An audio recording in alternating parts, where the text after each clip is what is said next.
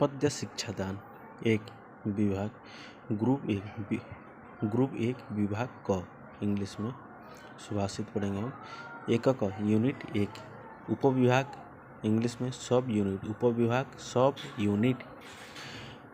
पद्य शिक्षण से प्रथम सोपानम किम आरएसटी में उपक्रम और प्रस्तुति का इंग्लिश में क्या होगा इंट्रोडक्शन। उपक्रम का भी इंट्रोडक्शन, प्रस्तुति उपक्रम दोनों इंट्रोडक्शन।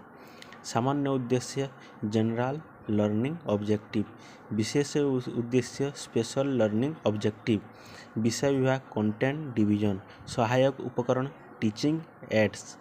पूर्व ज्ञान प्रीवियस नॉलेज। प्रस्तावना प्रोलोगुई।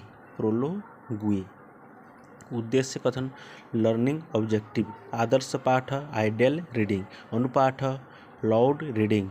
अशुद्धि संशोधन करेक्शन ऑफ एरर। पदच्छेद डिस्कनेक्शन ऑफ वर्ड। पदच्छेद DISJUNCTION of word. Decision of word. पदच्छेद कठिनता दूरीकरण रिमूव ऑफ डिफिकल्टी। तुम पाए काम एक्टिविटी। निजकु निजे परखिबा self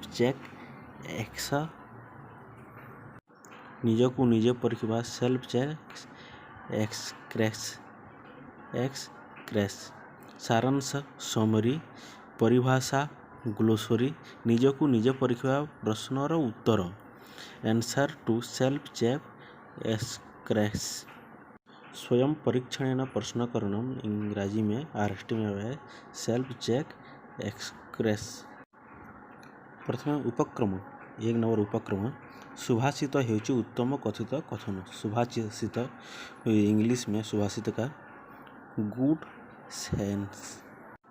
science nice eloquent speech. यह देशर विशिष्ट कवि अथवा लेखक मानक द्वारा रचित होता है। सुर अर्थात शोभन, भाषितर अर्थात कथित वचन। यह सूक्ति बोली मध्य कहुए सुभाषित को। साधारणतः सुभाषित पद्याकार रचित होता है। 2 नंबर सामान्य उद्देश्य एतदृश पद्य पाठ कवि करने द्वारा छात्र मानकर संस्कृत पद्य साहित्य अध्ययन करने अभिरुचि जात हुए। सेमानकर जति पात स्वर लय ताल अनुसार काव्य पठन शैलीर अभिवृद्धि घटे। अर्थ सहित उच्चारण योग्यता विकसित हुए। पद्यगत कल्पना अवबोध क्षमता अभिवृद्धि हुए। छात्र माने पद्य रचना शैली एवं संस्कृत कवि बा लेखक मानक सहित क्रमशः परिचित हुअन्ति। सेमानकर कल्पना वर्णना प्रभृति बौद्धिक शक्तिर अभिवर्धन होइथाए। सेमानकर संस्कृत काव्य सौंदर्य रसास्वादन निमंते प्रेरणा लाभ करन्ति एवं स्वयं काव्य कविता रचना करिया पाई उत्साह हुअन्ति। 3 नंबर विशिष्ट उद्देश्य छात्र माने पाठ्यपुस्तक अंतर्गत सुभाषित पद्य पढ़िबा द्वारा कुपी ह्रद द्रुम पर्याय शोभ इत्यादि कठिन शब्द गुड़िकु अर्थ बुझिबे एवं से गुड़िकु स्वयं प्रयोग करिवे। पद्यटीर निष्कर्ष प्रति स्वतः आग्रह प्रकाश करिवे। सुभाषित पद्यर नीति मार्ग रे निजकु परिचालित करिवा पई प्रेरणा लाभ करिवे। विषय विभाग विषय मध्यरे प्रवेश करिवा पूर्वरु निम्नलिखित केतोटी बिंदु प्रति दृष्टिकोण आवश्यक। कौन सहायक उपकरण। विषय विभाग से पहले सहायक उपकरण इसमें क्या क्या आता है। पहला कलापटा, मुख्य है कलापटा, black board, chalk, duster, pointer. पाठ्य विषय चित्र picture relation of the concernent topic. पूर्व ज्ञान ସୁଭାଷିତରେ ପଦ୍ୟଗୁଡ଼ିକର ସ୍ୱତନ୍ତ୍ର ହୋଇଥିବା ହେତୁ ଯେଉଁ ପଦ୍ୟରେ ଯାହା ବିଷୟରେ କୁହାଯାଇଛି ତଥା ବୃକ୍ଷ ରତ୍ନାଦି ବିଷୟରେ ମଧ୍ୟ ଛାତ୍ର ଛାତ୍ରୀମାନଙ୍କର ପୂର୍ବଜ୍ଞାନ ସାମାନ୍ୟ ଭାବେ ରହିଥାଏ। ପ୍ରସ୍ତାବନା ଜ୍ଞାତରୁ ଅଜ୍ଞାତ ପ୍ରତି ଗମନ ଏହି ଶିକ୍ଷଣ ସୂତ୍ରର ଅନୁସାରେ ଅଧ୍ୟାପକ ଛାତ୍ରମାନଙ୍କୁ ପାଠ୍ୟ ବିଷୟ ପ୍ରତି ଉନ୍ମୁଖ କରିବା ପାଇଁ କେତେକ ପ୍ରଶ୍ନ ପଚାରିଥାନ୍ତି। ଉଦ୍ଦେଶ୍ୟ କଥନ ଅଧ୍ୟାପକ ଛାତ୍ର ଛାତ୍ରୀଙ୍କୁ ଉଦ୍ଦେଶ୍ୟ କରିବେ ଯଥା ଆଜି ଆମେ ସୁଭାଷିତ ଶୀର୍ଷକରେ ଥିବା ପଦ୍ୟଗୁଡ଼ିକୁ ବୃକ୍ଷ ରତ୍ନ ପ୍ରଭୃତି ବିଷୟରେ ପଢ଼ିବା। ଅଧ୍ୟାପକ କଲାପଟାରେ ବିଷୟର ଶୀର୍ଷକକୁ ଲେଖିଥାନ୍ତି କେଉଁଠାରେ ଉଦ୍ଦେଶ୍ୟ କଥନରେ।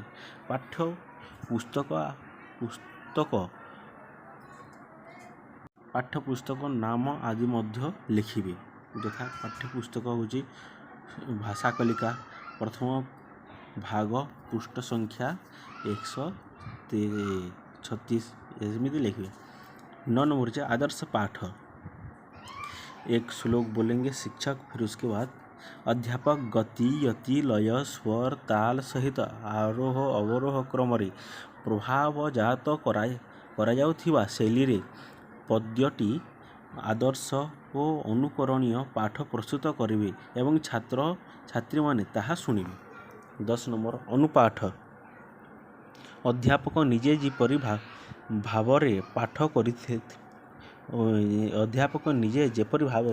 କରିଥିଲେ ଆଦର୍ଶ ପାଠରେ ତ ଅନୁପାଠରେ କ'ଣ କରିବେ କେତେକ ଛାତ୍ର ଛାତ୍ରୀଙ୍କୁ ସେହିପରି ସ୍ୱର ଲୟ ତାଳରେ ପାଠ କରିବାକୁ ନିର୍ଦ୍ଦେଶ ଦେବେ।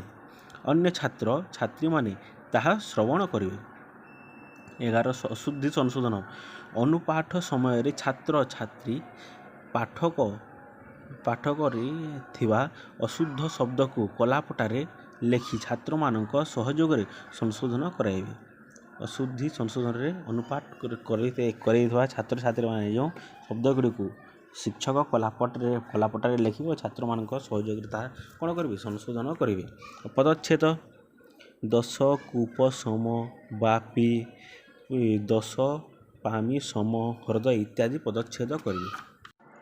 13 कठिनता दूरीकरण अर्थ कूप का अर्थ कूଅ बापी के अर्थ बड़ बापीर अर्थ बड़ इत्यादि अर्थ मान कहे। तापर 14 तुम पे काम अध्यापक छात्र छात्री मानू प्रश्न पचारि से उत्तर अपेक्षा करेंगे यथा कूप क्या कहती तापर जड़े कहे उत्तर देवे अपेक्षा करेंगे तापर जड़े हाथ ठाड़ करेंगे। प्रायशः घरर बाड़ी मानकरे थिबा क्षुद्र गोलाकार गभीर जलधारा को कूप कहुए। 15 निजकू निजे परखिबा प्रश्न कूअरे कौन थाए कूअरे पानी थाए। 16 सारांश उसके बाद जल समस्त आवश्यक जल को जीवन कहुए इत्यादि सारांश कहवा आम से सुभाषित। तापर परिभाषा कूपर बापी ह्रद पुत्र द्रुम इत्यादि परिभाषा मैंने कह।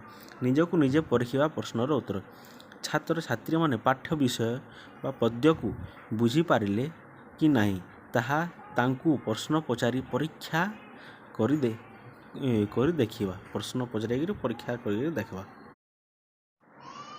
गद्य पाठ योजना 2